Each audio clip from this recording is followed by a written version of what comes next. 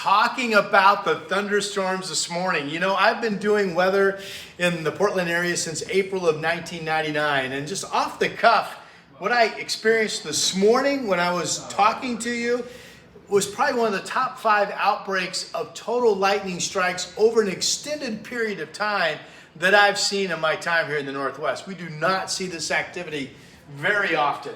It's been multiple areas too. You know, we still have the thunderstorms mid-morning from Burns racing up into Pendleton.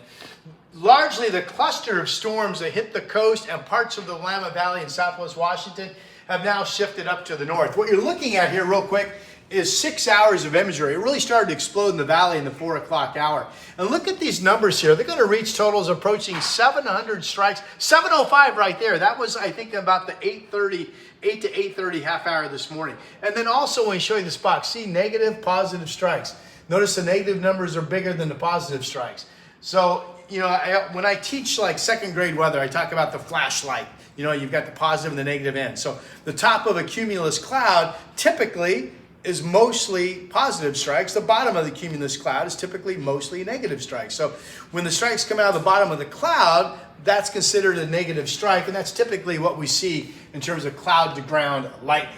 Again, the activity this morning has just been absolutely out of this world. It is migrating up to the north, and we will get into some quiet time. But why did we have this outbreak real quick? Well, check out this. Upper level low offshore that helped produce some moisture, helped produce some instability.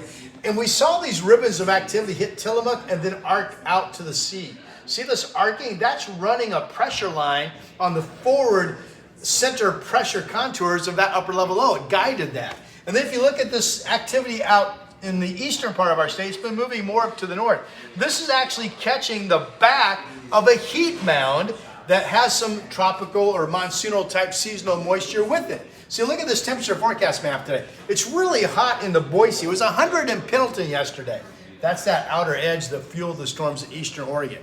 No matter how you explain it, pretty spectacular.